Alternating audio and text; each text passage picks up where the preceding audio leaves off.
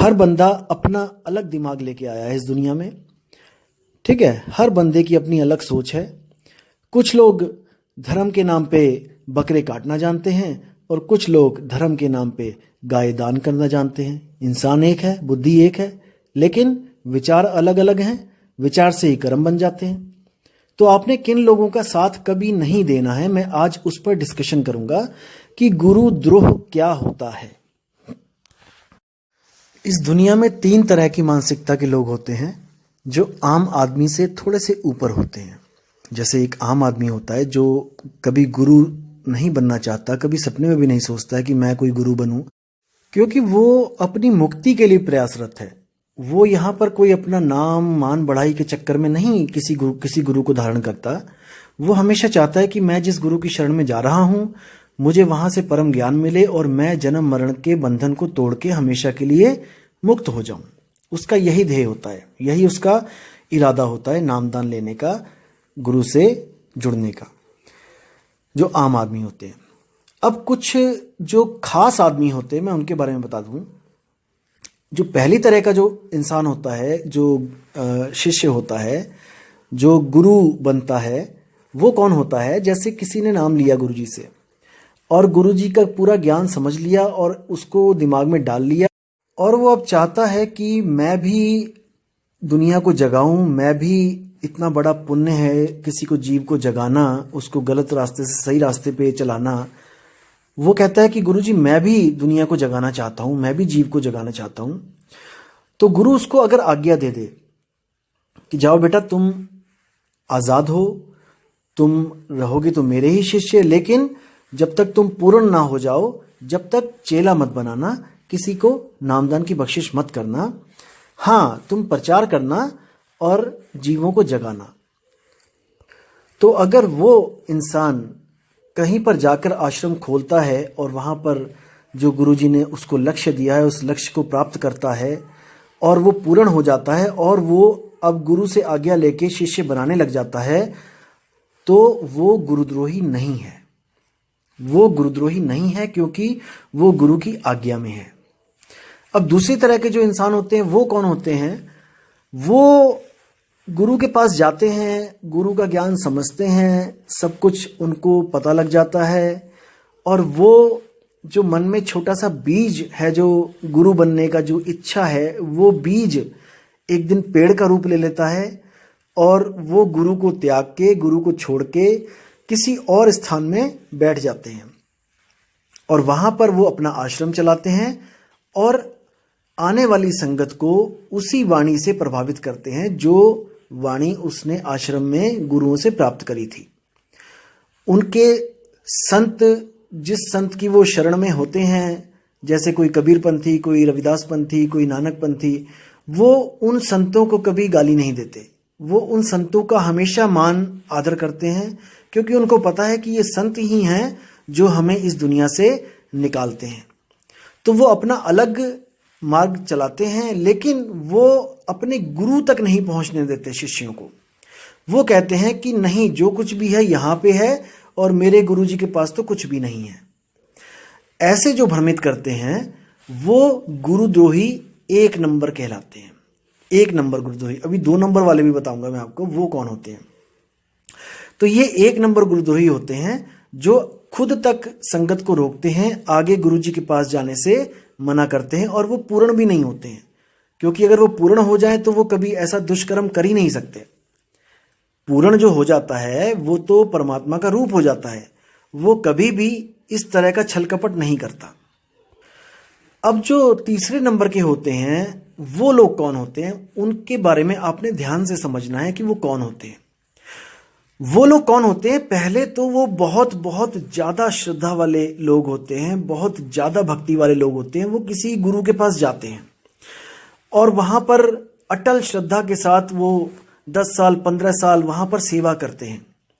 फिर क्या होता है, फिर कोई गुरुओं में मतभेद हो जाता है, कोई लड़ाई झगड़ा हो जाता है, वहां पर कोई आश्रम टूट जाता है, या फिर कोई ऐसा केस लग जाता है गुरु पे, या फिर कोई ऐसी हरकत गुरु कर देता है क्योंकि वो अधूरा होता है, ऐसी हरकत कर देता है कि वो जनता के आगे उसको झुकना पड़ता है, वहां से आश्रम खत्म हो जाता है। तो ऐसे लोगों का दिल टूट जाता है, ये लोग डिप्रेशन में चले जाते हैं।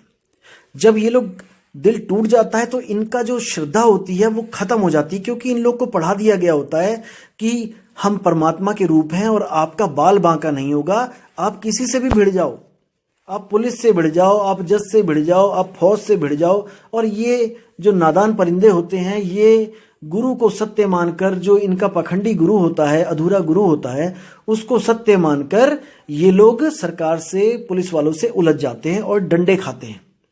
कुछ लोग तो गुरु के साथ ही जेलों में भी ठूस दिए जाते हैं। अब ये लोग जो बच जाते हैं, ये डिप्रेशन में चले जाते हैं।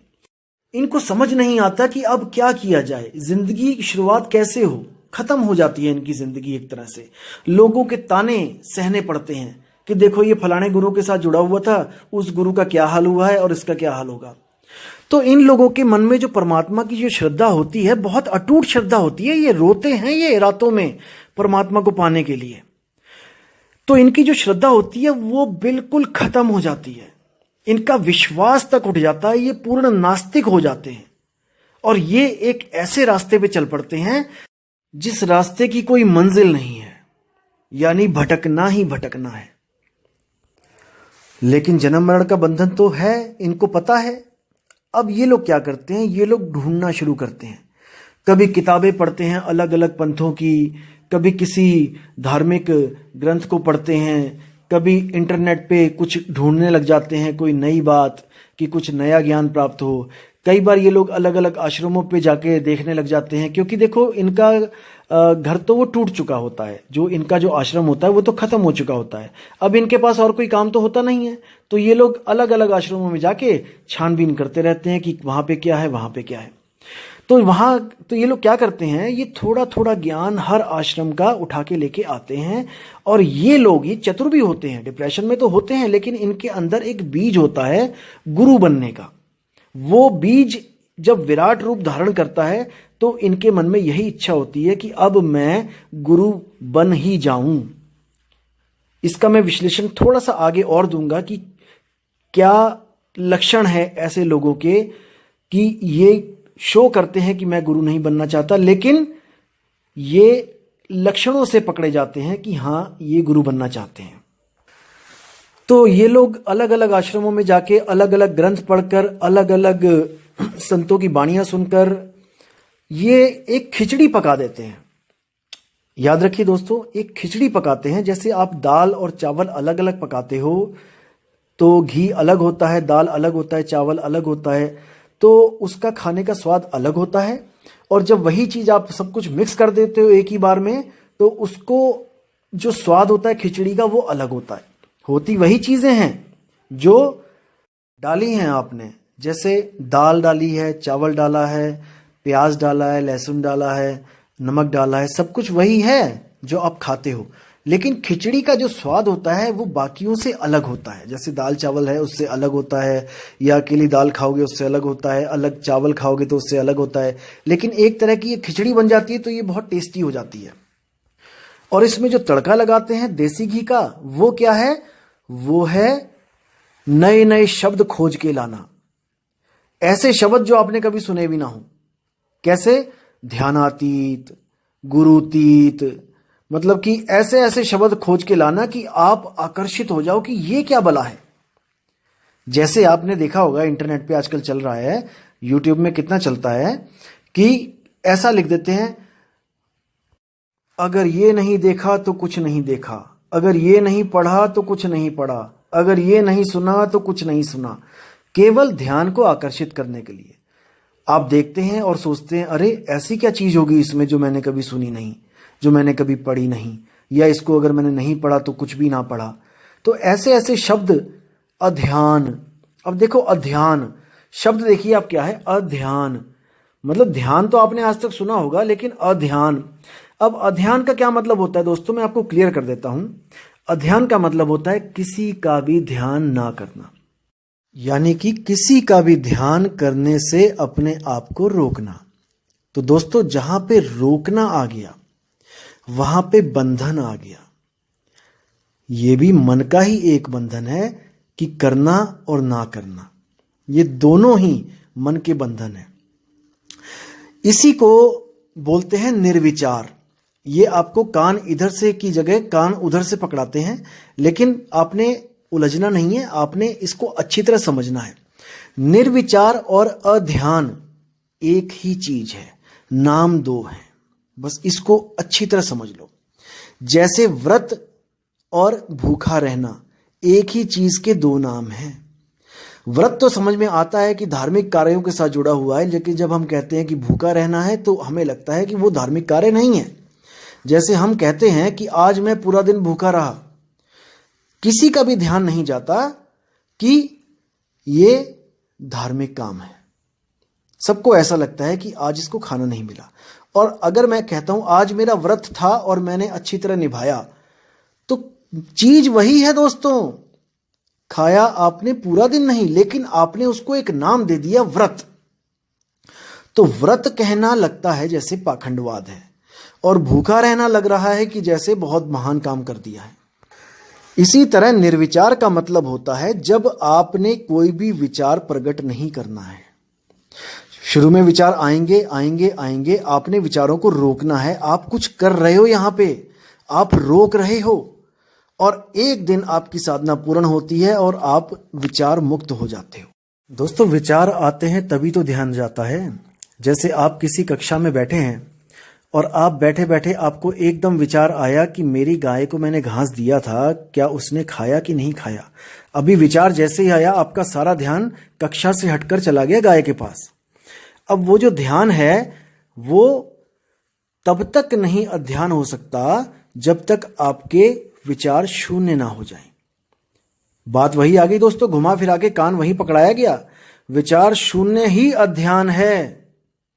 जब विचार ही नहीं होगा तो ध्यान नहीं होगा। तो कहने का मतलब कोई नई बात नहीं बताई जा रही है जो आप सोचो कि बहुत बड़ा परम ज्ञान कोई दिया जा रहा है आपको किसी स्वयंभू आत्मज्ञानी के द्वारा। ये वही ओशो वाली बातें हैं, लेकिन उसमें क्या है, मक्खन लगा लगा के, तड़का लगा लगा के देसी घी का आपको परोसा जा रहा है और आपको खाने में अलग स्वाद आ रहा है। चीज वही है दोस्तों, सेम चीज वही है। तो ऐसे चालाक जीवों से दोस्तों खुद को बचा के रखना है, हमेशा अपनी सेफ्टी रखनी है, कहीं आप ऐसे चालाक लोगों के जाल में ना फंस जाएं। आपको मैं परख देता हूं और आप मेरी इस परख से आप विचार कीजिएगा, विवेक लगाइएगा कि मैं कहां तक सत्य हूं। मैं ये सोचता हूं, मैं ये मानता हूं कि जो आत्मज्ञानी, सच में जो आत्मज्ञानी होते हैं, जो हुए हैं, वो कभी भी किसी को ये नहीं बोलते कि मैं आत्मज्ञान को प्राप्त कर चुका हूं या मैं परमात्मा को प्राप्त कर चुका हूं। संतों की वाणी है, जिन्हीं पाया तिन्हीं छुपाया आत्म राम। वो कभी दोस्तों कभी नहीं बोलता किसी को, वो कभी शोर नहीं मचाता, हल्ला नहीं मचाता कि देखो मैं आत्मज्ञान को प्राप्त कर लिया हूं। वो तो मन माया की हद से परे हो गए होते हैं, वो स्थिर हो चुके होते हैं। वो कभी जग में ये जाहिर नहीं करते कि मैं आत्मज्ञानी हूं।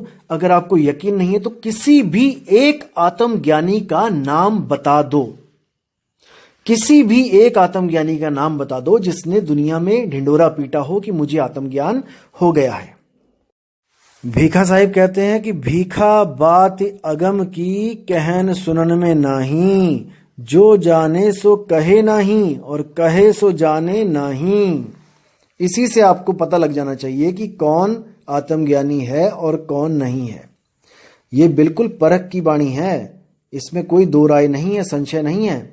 क्योंकि आपने इन मनमुखी आत्मज्ञानियों के मुख से भी सुना होगा कभी किसी ऑडियो वीडियो में कि जो भी आत्मज्ञान को प्राप्त कर जाता है वो एक पल भी इस शरीर में नहीं रहना चाहता, इस लोक में नहीं रहना चाहता।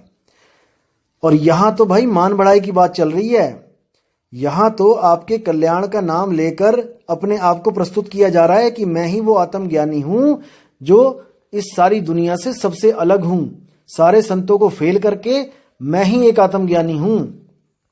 इन आत्मज्ञानी को कैसे पकड़ा जाता है दोस्तों, मैं बताता हूं कि इनके मन के अंदर जो बीज होता है गुरु बनने का, अपने गुरु बनने का मतलब ये नहीं कि ये कोई पैसे चाहते हैं आपसे या फिर ये कोई बड़े बड़े आश्रम बनाना चाहते हैं, नहीं। केवल यही लालच नहीं होता है। कबीर साहब कहते हैं, माया तजनी सहज है, मान तजा नहीं जाए, मान मुनि मुनिवर गले, मान सबन को खाए। ये जो मान है ना, मान बढ़ाई कि मुझे ज्ञानी समझे लोग, मुझे अच्छी निगाह से देखें, मुझे ज्ञानी वाली निगाह से देखें, ये सबसे बड़ा रोग लगा है और इसी को कहते हैं अहंकार, सूक्ष्म अहंकार। अपने आप को बाकियों से महान घोषित करना। अब आपको लगेगा कि मैं ऐसे कैसे बोल रहा हूं, तो मेरी आप एक बात अच्छी तरह समझो। जैसे कई आत्मज्ञानी आपने देखे हैं जो शुरू में ऑडियो भेजते हैं, ऑडियो में पूरा ज्ञान समझाते हैं, उनकी आवाज आपके दिलों तक पहुंचती है।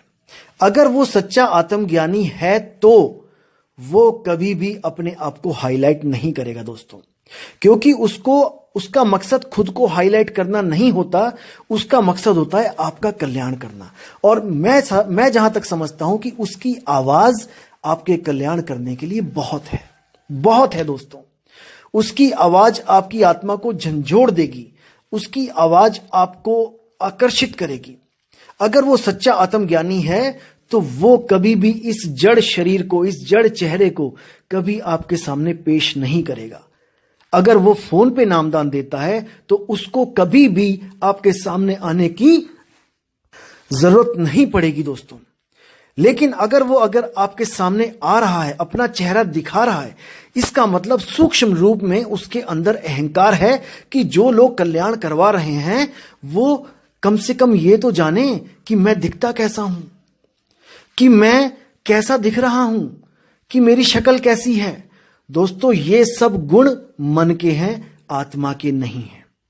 ये सब गुण मन के हैं। ये सूक्ष्म अहंकार प्रबल हो जाता है। जब ये प्रबल हो जाता है तो क्या होता है दोस्तों, अभी मैंने 3-4 दिन पहले ही थोड़ा सा बोला था आत्मज्ञानी के खिलाफ, और देखिए आज उस आत्मज्ञानी ने एक वीडियो रिलीज की है और 40 मिनट की। आप देखिएगा उसकी और कोई वीडियो इतने मिनट की नहीं होगी, कोई 10 मिनट की, कोई 5 मिनट की, कोई 12 मिनट की, कोई 21 मिनट की, कोई 25 मिनट की। लेकिन उसके मन को जो ठेस पहुंची है वो अब उबाले खा खा के बाहर आ रही है कि मेरे बारे में ऐसा कैसे बोल दिया। यानी कि आत्मज्ञान की ABCD तक भी नहीं पहुंचा है वो। अगर वो आत्मज्ञानी होता तो समुद्र की तरह शांत होता। उसकी लैंग्वेज देखिए कैसे बदल चुकी है। वीडियो में देखिए कैसे होंठ सूख रहे हैं उसके, कैसे होंठों को बार बार वो गीला कर रहा है। तो दोस्तों ये लक्षण है मनमुखी इंसान के, जिसको डर हो गया है कि कहीं लोग मुझसे जो जुड़े हैं वो कहीं दूर ना चले जाएं मुझसे। और यहां तक कि उसको इतना डर हो गया है, वो वीडियो में ये तक बोल रहा है कि भाई आप अगर चले भी जाओ तो खोलना मत ये ज्ञान मेरा। यानी कि ये अब डर रहा है कि कोई मेरा ज्ञान ना खोल दे। आत्मज्ञानी कभी डरता नहीं दोस्तों, आत्मज्ञानी कभी नहीं डरता। अगर कोई उसका ज्ञान खोल रहा है तो उसको खुशी होनी चाहिए। वो खुश होता है कि अभी तक तो मैं अकेला कल्याण कर रहा था, अब 10 लोग और मिलके वही बात लोगों को बताएंगे। झूठा आत्मज्ञानी कभी नहीं चाहता कि उसकी गद्दी कोई और ले। याद रखना दोस्तों, झूठा आत्मज्ञानी कभी नहीं चाहता कि जो मान बढ़ाई उसे मिल रही है वो किसी और को मिले। यहां तक कि अगर आप उससे प्रश्न करोगे कि जैसे कि गुरुजी या दोस्त जी जो भी आप बोलो, कि जैसे आपको अनंत लोक दिखाई देते हैं, क्या वो हमें भी दिखाई देंगे आत्मज्ञान होने के बाद? तो इनकी चालाकी देखना दोस्तों, क्या बोलेंगे कि नहीं, ये तो पूर्व जन्मों के संस्कार होते हैं जो मुझे मिल चुके हैं, जो मेरे पूर्ण थे, इसलिए मुझे वो ज्ञान मिल गया है कि मैं अनंत लोकों को देख सकता हूं, और तुम्हें अभी वो संस्कार नहीं है, तुम्हें वो लोक नहीं दिखाई देंगे। इस बात का मतलब दोस्तों ये हो गया कि कोई कुतुब मीनार पे चढ़ के आपको आवाजें लगा रहा है कि भाई मैं कुतुब मीनार पे चढ़ चुका हूं, आओ आप भी आ जाओ, यहां से पूरा शहर देख रहा हूं मैं, हर चीज, हर गली दिख रही है, हर जगह दिख रही है। तब आप नीचे से खड़े होके कहते हो कि अगर हम भी वहां पहुंच जाएं ऊपर तो क्या हमें भी वो दिखाई देंगे, सब पूरा शहर दिखाई देगा? तो आत्मज्ञानी क्या कहता है, नहीं, वो आपको नहीं दिखाई देगा। मूर्ख बना रहा है दोस्तों, मूर्ख। आत्मज्ञान का मतलब आत्मज्ञान हो जाए, चाहे आपको हो चाहे किसी और को हो, अनुभव सेम होगा, क्योंकि आत्मा किसी के साथ पक्षपात नहीं करती। जो पक्षपात करती है वो आत्मा नहीं है। दोस्तों, अगर आपको वो अनंत लोक ये उसी वक्त दिखा सकता है, तब तो आप इन लोगों की शरण में जाओ, क्योंकि आत्मज्ञान पल में होता है, सालों और युगों में नहीं। आत्मज्ञान पल में होता है। अब दोस्तों, मैं आपको कुछ पॉइंट्स बताता हूं कि आप ऐसे नकली आत्मज्ञानियों से कैसे बचेंगे। आप इसको नोट कर लें ध्यान से और इसको सवाल बनाकर उनके सामने पेश करें। तो जो पहला पॉइंट है वो है कि अगर आत्मा एक है और वो सर्वव्यापी है, तो शुरुआत में जब केवल आत्मा ही आत्मा थी, तो ये शरीर कैसे बने, ये मन की उत्पत्ति कैसे हुई, ये शून्य कैसे बना। पहला पॉइंट ये है, आपने सवाल रखना है। दूसरा पॉइंट ये है कि हम कौन हैं, हम शरीर हैं या हम मन हैं या हम जीव हैं या हम आत्मा हैं। ये जरूर कॉन्सेप्ट क्लियर करना है। और अगर ये लोग बोलें कि आप शरीर हो या आप मन हो, तो समझ जाना दोस्तों कि वो अभी भ्रमित है। उसको खुद नहीं पता कि मन और तन और आत्मा और जीव में क्या फर्क है। इसका उदाहरण देता हूं दोस्तों आपको मैं। जैसे आप आम भाषा में ही ले लो, आप कहते हो मेरा मन कर रहा है कि मैं बाहर जाऊं। अब दोस्तों, यहां पर मेरा मन यानी कि जो चीज मेरी है मैं उससे सर्वथा अलग हूं। जैसे मेरा पेन, मेरी किताब, मेरा बैग, यानी कि मुझसे अलग जो वस्तु है वो मेरी है। मैं पेन नहीं हूं, मैं किताब नहीं हूं, मैं बैग नहीं हूं। यानी यहां पे दो चीजें आ गई, मेरा बैग यानी मैं और मेरा बैग, मेरा मन यानी मैं और मेरा मन। यहां पे दो चीजें आ गई। अब ये मैं कौन है, जब तक इस पे विचार नहीं किया, जब तक आप ज्ञान को नहीं समझ सकते और इन लोग को नहीं पकड़ सकते। ये लोग घोषित करेंगे कि आप ही मन हो, क्योंकि आप सुख और दुख की अनुभूति कर रहे हो। आत्मा कभी सुख दुख की अनुभूति नहीं करती है, इसलिए आप मन हो। देखो, बुद्धि देखो, अकल देखो इन लोगों की।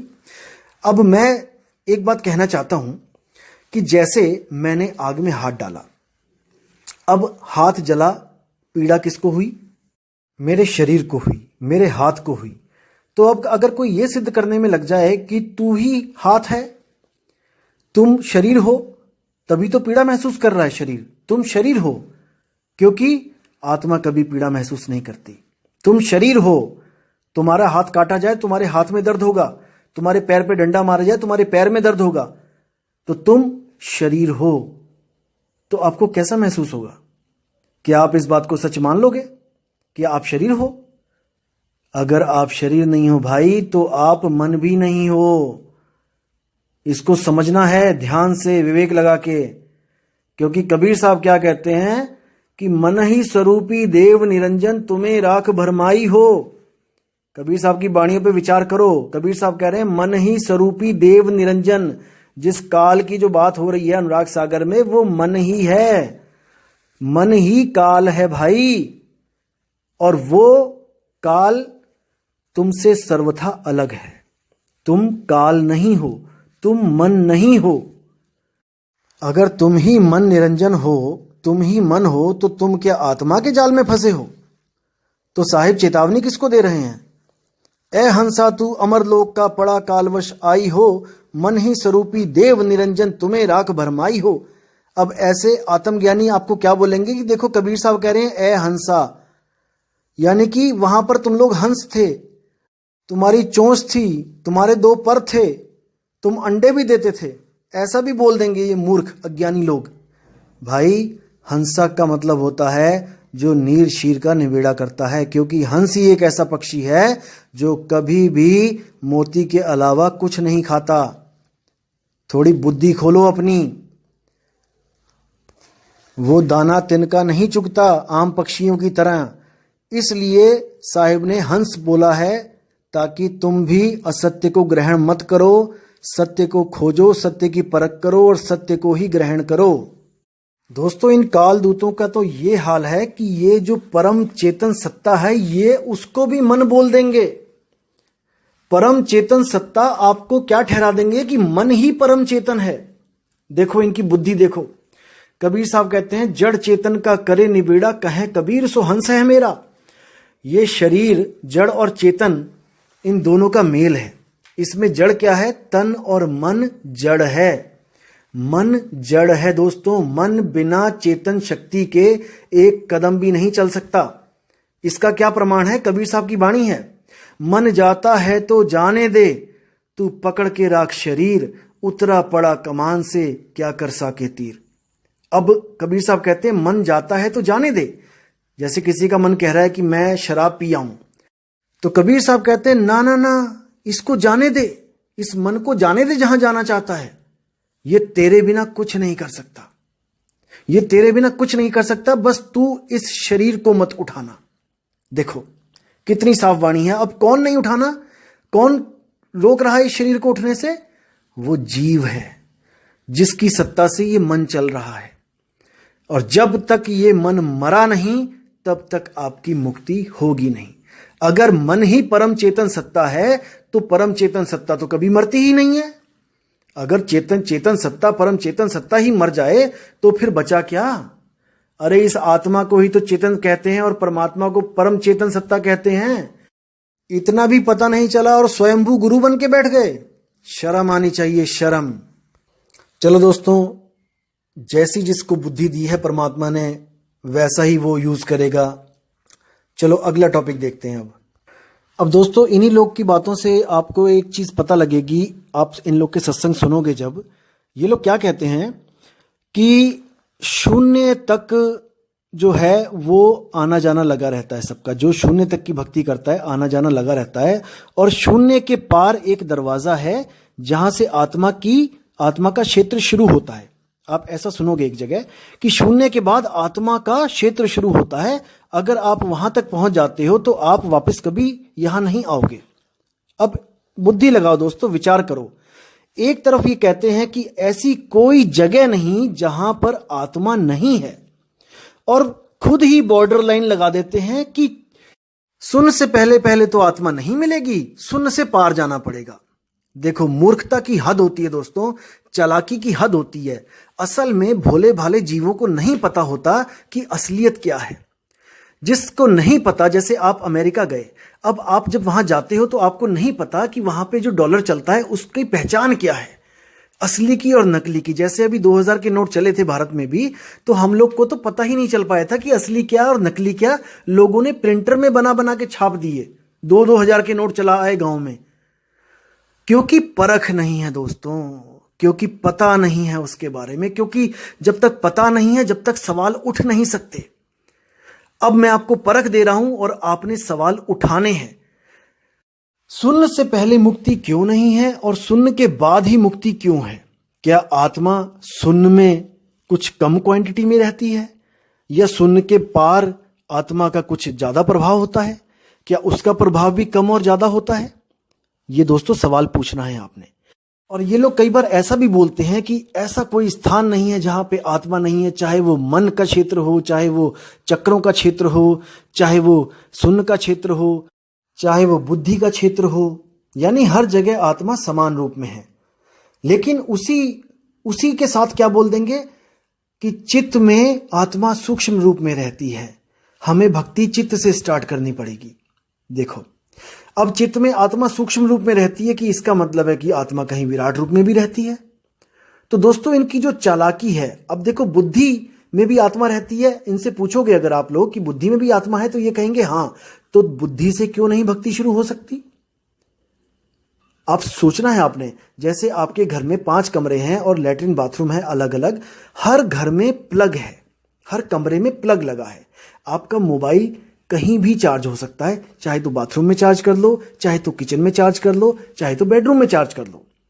अगर कोई ऐसा कहे कि नहीं केवल बेडरूम से ही चार्ज हो सकता है, तो इसका मतलब अभी उसको भेद पता नहीं है कि वो आत्मा अगर हर पत्ते में है, हर कण कण में है, पत्थरों तक में आत्मा बता दी इन लोगों ने कि पत्थरों में आत्मा है। अरे भाई, पत्थरों में आत्मा है तो वो बात क्यों नहीं कर रहा? वो चल फिर क्यों नहीं रहा? अब आप कहेंगे कि पेड़ भी नहीं चल रहे, पेड़ भी नहीं बात कर रहे, लेकिन भाई पेड़ 1 से 2 तो हो रहे हैं, वो उसके बीज से दूसरा पेड़ तो बन रहा है। तुम एक पत्थर को हजारों करोड़ों युगों तक रहने दो, पड़ा रहने दो, वो 1 से 2 नहीं हो सकता, वो निर्जीव है। कोई साइंस प्रूफ नहीं कर सकती कि उसमें आत्मा है। और तुम पेड़ों को, एक अकेला पेड़ लगा देना, वो भी 1 से 2 हो जाएंगे जब उस पर फल पकेंगे तो। हालांकि उसका एक स्रोत होगा कि वो फल कैसे पकेंगे, कोई चिड़िया आएगी जो किसी और पेड़ में कोई आम खाएगी या कुछ भी करेगी, तो वहां से वो जो पराग कण अपनी चोंच में लेके आएगी, उसी के द्वारा फर्टिलाइजेशन होती है। इसलिए हम पेड़ों को सजीव कहते हैं, जिसमें आत्मा का वास है, जीव का वास है। अगर कोई कहे कि पत्थरों में आत्मा का वास है, तो उससे बड़ा मोटा दिमाग, जिसको कहते हैं मंद बुद्धि, और कोई नहीं हो सकता। और दोस्तों, जैसे मैं आपको बोलता हूं कि हम शब्द में मिल जाएंगे, सुरती शब्द में समा जाएगी, दोस्तों ये केवल समझाने के लिए है। सूरत टिकती है, शब्द पे हमेशा के लिए टिक जाती है, क्योंकि शब्द ही वो वस्तु है जिसको हम बाकी शब्दों से अलग करके नी शब्द कहते हैं। बाकी भी शब्द हैं दुनिया में, बहुत से शब्द हैं, लेकिन जो ये सच्चा शब्द, जो मूल शब्द है, इसको नी शब्द कहा जाता है, क्योंकि बाकी शब्दों से ये भिन्न होता है। और इस शब्द की जो साधना है, इसका मतलब ये नहीं होता कि आप शरीर को साध रहे हो, इसमें सुरती को साधा जाता है। आप शब्द पढ़िए कबीर साहब का, संतों सहज समाधि भली है, गुर प्रताप जिस दिन से जगी है, दिन दिन अधिक चली है। जहां जहां डोलूं सो परिक्रमा, जो जो करूं सो पूजा, गिर है उजाड़ एक सम देखूं, भाव मिटाऊं दूजा। गिर है उजाड़ एक सम देखूं मतलब इस पंच तत्व का जो ग्रह है, ये मेरा घर है, इसको उजाड़ दूं, यानी कि अब इसमें रहने की ख्वाहिश खत्म कर दूं। और एक सम देखूं यानी उस शब्द की तरफ देखूं जैसे चांद को चकोर देखती है। उस शब्द की तरफ मैं अपनी सुरती को लगाऊं, ताकि ये देह छूटने पर मेरी सुरती हमेशा के लिए शब्द पे टिक जाए, क्योंकि शब्द ही अनादि है, शब्द कभी खंड नहीं होता, शब्द स्थिर है। उसी को शब्द गुरु बोला गया है। शब्द गुरु चित चेला रे। और वो कण कण में व्याप्त नहीं है। कोई सोचे कि वो कण कण में व्याप्त है, भाई वो ब्रह्म है। जो कण कण में व्याप्त है वो ब्रह्म है। तो मैं आपको ब्रह्म, आत्मा और परमात्मा का जो भेद है, मैं आपको अगली वीडियो में जरूर बताऊंगा। तो एक बात और समझ लीजिए कि कबीर साहब जहां पर भी बोलते हैं, अपने बारे में बोलते हैं, तो वहां पर वो कोई शरीर लेके नहीं बोलते हैं कि वो एक शरीर है, वो एक आत्मा है। और जहां पे उन्होंने बोला है कि मोह को कहां ढूंढे रे बंदे, तो इसका मतलब ये नहीं कि वो ये कह रहे हैं कि तुम कबीर को कहां ढूंढ रहे हो, ऐसा नहीं है दोस्तों। वो आत्मा की बात कर रहे हैं कि आत्मा को कहां ढूंढे रे बंदे, आत्मा तेरे पास में। ना तीर्थ में, ना मूरत में, ना एकांत निवास में, ना मंदिर में, ना मस्जिद में, ना काशी कैलाश में, मोह को कहां ढूंढे रे बंदे, यानी आत्मा को कहां ढूंढे रे बंदे, आत्मा तेरे पास में। अब कबीर साहब ने कहा कि ना तीर्थ में, ना मूरत में, मूरत में भी आत्मा नहीं है। और ये महाराज जी जो ज्ञानी बने हुए हैं, ये संत महाराज, ये कहते हैं कि आत्मा ऐसी कोई जगह नहीं है जहां पे है नहीं। और कबीर साहब ऐसी कोई जगह नहीं छोड़ रहे हैं जहां पे कह दें कि वो है। हर जगह कह रहे हैं कि नहीं है, नहीं है, नहीं है। लेकिन ये आम इंसान के बस की बात नहीं है कि कबीर साहब की वाणियों को समझ सके। कबीर साहब ने कहा, नहीं प्राण में, नहीं पिंड में, ना ब्रह्मांड आकाश में, ना मैं त्रिकुटी भंवर गुफा में, और नहीं श्वास की श्वास में। आत्मा को कहां ढूंढे रे बंदे, आत्मा तेरे पास में। फिर कहते हैं, खोजी होए तुरंत मिल जाऊं, एक पल की तलाश में, कहें कबीर सुनो बई साधो, मैं तो हूं विश्वास में। विश्वास में का मतलब ये नहीं कि आपने अगर विश्वास कर लिया कि मैं आत्मा पत्थर में है तो वो पत्थर में हो गई। विश्वास का मतलब है कि आप गुरु की शरण में जाओ, जो सतगुरु है। भेद पूरे पता करो, रहस्य पता करो कि सतगुरु में और असतगुरु में भेद क्या है। जब दृढ़ विश्वास हो जाए कि सतगुरु ही है, तब उसकी शरण में जाओ, और वो जो भी ज्ञान दे उसमें विश्वास रखना, क्योंकि विश्वास से ही मिलेगा। अगर आपने गुरु से नाम लिया और विश्वास नहीं है ना, तो उसका कोई फायदा नहीं होगा। देखो, जो परखना होता है वो नाम लेने से पहले होता है, नाम लेने के बाद नहीं होता है। इसलिए मैं हमेशा जोर देता हूं कि नाम कभी मत लो किसी भी गुरु से, पहले परखो कि वो सोना है या पीतल है, उसके पास जो ज्ञान है वो सत्य है कि असत्य है। जब दृढ़ निश्चय हो जाए तब गुरु की शरण में जाओ और पूरे विश्वास के साथ गुरु को सत्य मानकर अपना जो आत्म तत्व है उसकी साधना शुरू करो। तो एक जगह कबीर साहब ने ये भी बोला था कि वेद हमारा भेद है, हम वेदों के माही, और जौन भेद से मैं मिलूं वो वेद ही जानत नाही। अब इसका मतलब ये नहीं है कि कबीर साहब अपनी बात कर रहे हैं कि मैं वेदों में हूं। वेदों को तो पता है आपको कि किसका ज्ञान है, वो भला कबीर साहब को क्यों उसमें रखेगा, कबीर साहब का वहां पे क्यों जिक्र करेगा कि कबीर साहब वेदों में मिलेंगे, ऐसा नहीं है। कबीर साहब वहां पे आत्मा की बात कर रहे हैं। वेदों में उल्लेख है आत्मा के बारे में, उसको वहां पर बोला गया है अव्यक्त। आप वेदों को पढ़ोगे तो वहां पे एक अव्यक्त की बात की गई है कि एक अव्यक्त एक ऐसी चीज है जिसको व्यक्त नहीं कर सकते, और उसी की वजह से सृष्टि चल रही है, यानी कि हमारा शरीर चल रहा है, वो अव्यक्त है। उसी अव्यक्त को आत्मा कहते हैं। और कबीर साहब ने यही समझाने की कोशिश करी कि जिस अव्यक्त की बात वेदों में है वो असल में वेद को भी उसका भेद नहीं पता है, क्योंकि वो आत्मा बोली लिखी पढ़ी नहीं जा सकती, उसका कोई भेद नहीं जानता। उसका भेद कौन जानता है? केवल और केवल परमात्मा जानता है, जिसको हम शब्द कहते हैं। जब वही शब्द हमारे कल्याण के लिए इस दुनिया में आता है तो वो एक पुरुष रूप में आता है, गुरु रूप में आता है। जैसे कई संतों ने बोला कि मौला बंदा बन आया, कि वो शब्द स्वरूपी जो राम है वो एक गुरु बन के इस दुनिया में आके हमें चिताता है, हमें बताता है सही मार्ग। इसका मतलब ये नहीं कि उसकी आत्मा में कोई ज्यादा ताकत है और हमारी में कम है। हमारी और उसकी जो दोनों की आत्मा है वो सेम ताकत वाली है, सेम, हर चीज सेम है, स्वरूप सेम है। लेकिन फर्क क्या है कि हम बंधन में चले गए हैं और वो निर्बंध है। हम इस सृष्टि को बनाने में लग गए और वो सृष्टि नहीं बनाता है। बस यही भेद है, यही फर्क है। और वो देख रहा है कि हम पहले सृष्टि जब तक नहीं बनाई थी, जब तक हम बहुत खुश थे, आनंद में थे, लेकिन हमने ये सृष्टि बना के हमने सुख और दुख पैदा कर लिया है। तो साहिब कहते हैं, हंसा तू तो सबल था, हल्की तेरी चाल, रंग कुरंगी पड़ गया, ताते हुआ बुरा हाल। कबीर साहब कहते हैं कि तू सबल था, तू मेरी तरह निर्बंध था, आजाद था, लेकिन तूने एक ऐसा जाल बुन लिया कि इस जाल को अब तू तोड़ के वापस उस घर को नहीं जा पा रहा है, अपने स्वरूप को प्राप्त नहीं कर पा रहा है। तू अपने आप को कभी तन समझता है शीशे के सामने खड़ा होके, और कभी अपने आप को मन समझता है। ना तो तू तन है ना तू मन है, तू इन दोनों को चलाने वाला जीव है। और जब यही जीव साधना करके अपने असली रूप में आता है, उसी को शुद्ध चेतन आत्मा कहा जाता है।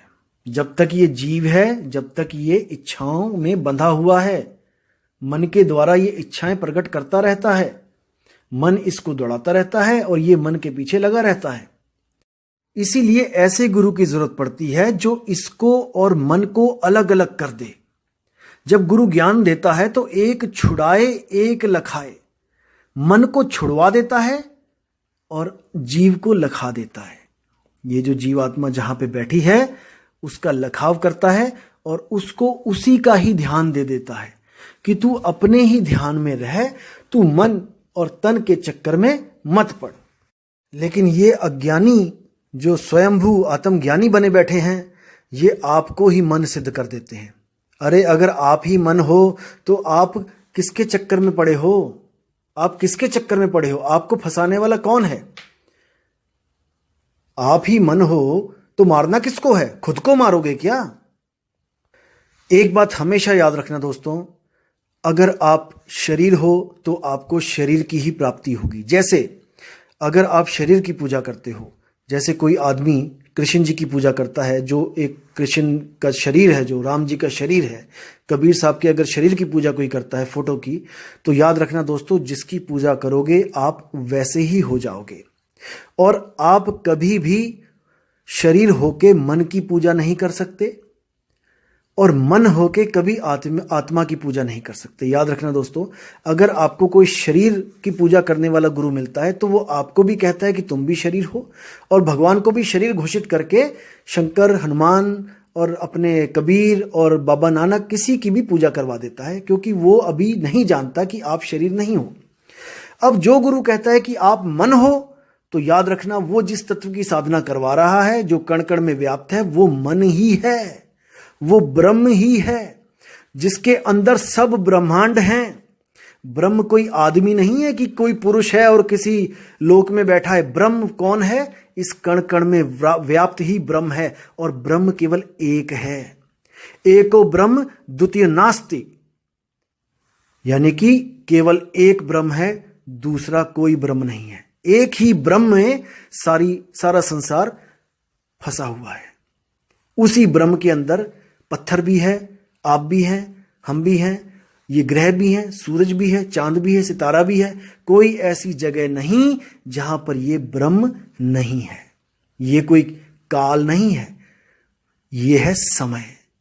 इसी समय में ये धरती का भी नाश करता है, ये पर्वत का भी नाश करता है, ये हमारे शरीरों का भी नाश करता है, ये अखिल सृष्टि का नाश करता है, लेकिन इसका नाश नहीं होता। ये ब्रह्म है, इसको दोस्तों समझना पड़ेगा। ये ब्रह्म है, ये कोई काल भगवान नहीं है। जो ब्रह्म की बात आते ही काल भगवान याद आ जाता है, लोगों के पुरुष याद आ जाते हैं, ये ऐसा नहीं है। कबीर साहब ने ब्रह्म को क्या बोला है कि प्रथमे भूला ब्रह्मी अखंडित झाई आपनी मानी। इस शब्द को मैं अगली वीडियो में खोलूंगा, क्योंकि लंबी ज्यादा हो गई है ये। लेकिन मैं आपको बता दूं कि ये ब्रह्म ज्ञान है, ये आत्म ज्ञान नहीं है जो आपको बताया जा रहा है। और इसमें जो भेद होता है ब्रह्म ज्ञान और आत्म ज्ञान में, क्या भेद है, ये मैं आपको अगली वीडियो में जरूर बताऊंगा। तो मैं बोल रहा था कि अगर आप मन हो तो आप चाह कर भी आत्मा की साधना नहीं कर सकते, क्योंकि मन केवल मन को ही प्राप्त कर सकता है। अगर आप आत्मा हो तभी आप आत्म तत्व को प्राप्त कर सकते हो। लिख के ले लो दोस्तों, अगर आप आत्मा नहीं हो तो आप आत्मा को प्राप्त कर ही नहीं सकते, क्योंकि आत्मा की साधना केवल आत्मा के द्वारा ही हो सकती है, मन के द्वारा नहीं हो सकती है। और दोस्तों जो कहते हैं कि मन मरता नहीं है, फिर पैदा हो जाता है, ब्रह्म तक जाके मन फिर पैदा हो जाता है, फिर मर जाता है, फिर पैदा हो जाता है। दोस्तों एक बात याद रखना, जो चीज एक बार मर जाए ना, एक बार, वो दोबारा खुद से पैदा नहीं होती, उसको पैदा करने वाला कोई और होता है। इस बात को हमेशा याद रखना। और इसकी क्या गारंटी है कि अगर ब्रह्म में मन मर के पैदा हो जाता है, तो जिस तरह से ये आत्मज्ञानी आपके मन को मरवा रहा है उसके बाद पैदा नहीं होगा, इसकी क्या गारंटी है? दोस्तों मैं बताता हूं आपको कि वो मन पैदा कब नहीं होगा। ध्यान से समझना, विवेक लगा के समझना। जब तक आप इस मन को दोबारा पैदा नहीं करोगे, तब तक ये मन पैदा नहीं हो सकता। सुनने में बड़ा विचित्र लगेगा, लेकिन बहुत पते की बात है दोस्तों, बहुत गूढ़ रहस्य है ये कि मन एक बार मर के दोबारा कैसे जिंदा हो जाता है, कौन सी शक्ति है जो उसको दोबारा जिंदा करती है, इसको जानना पड़ेगा। याद रखना दोस्तों, ये मन आपने ही पैदा किया है और इस मन को आप ही मार सकते हो, क्योंकि आप ही अक्षर पुरुष हो। अक्षर क्या है? इस जीवात्मा को ही अक्षर कहते हैं, ये अविनाशी है। मन अक्षर नहीं है, मन चेतन नहीं है।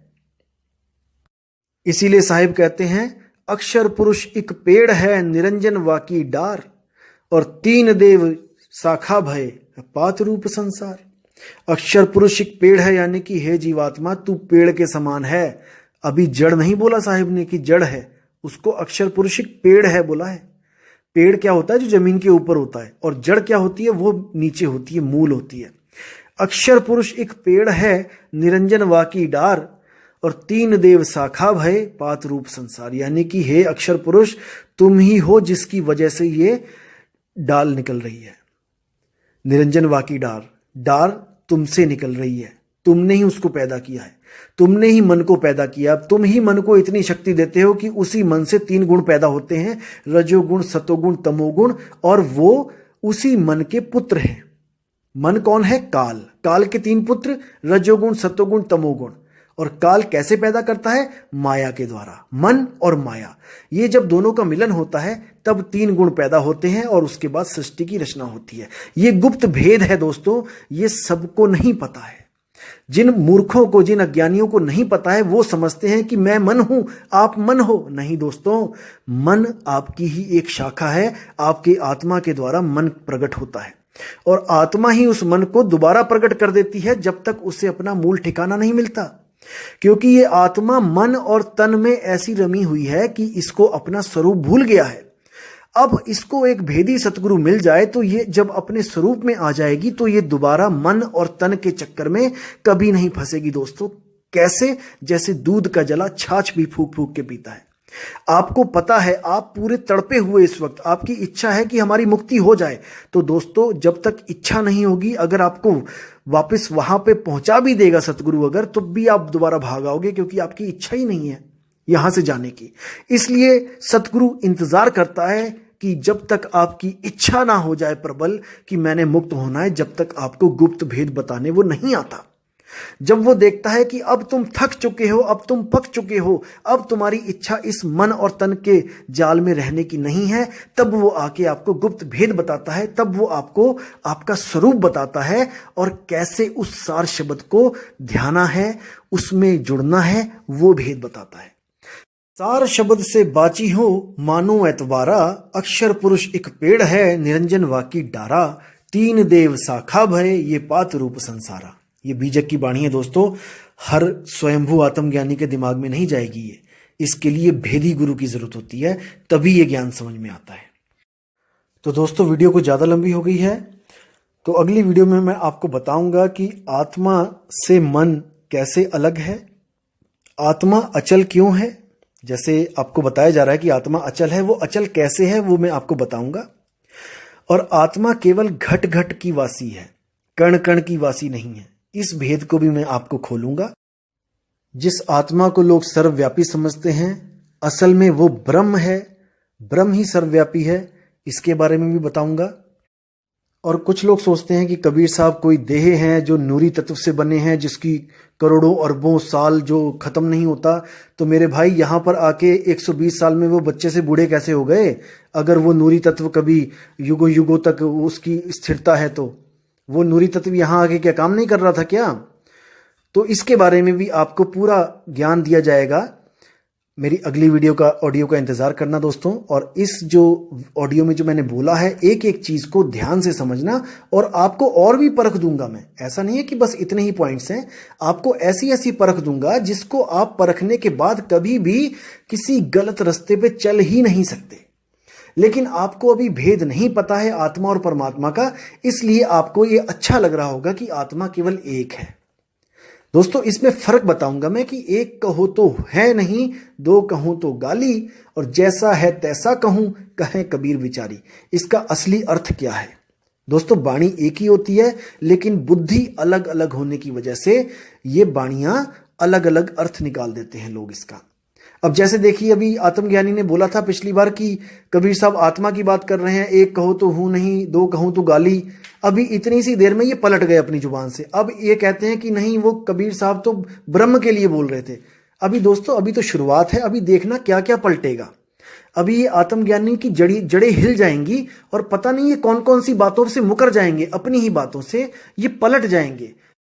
दोस्तों, रात के अंधेरे में तारों के साथ जो चांद होता है, तो चांद में थोड़ा प्रकाश ज्यादा होता है तारों से, तो वो बड़ी बढ़ाई खाता है अपनी, बहुत वाहवाही होती है उसकी दोस्तों। लेकिन रात तक जैसे ही सूर्य उदय होता है तो ये सब के सब छुप जाते हैं, ये जगह ढूंढते हैं छुपने के लिए।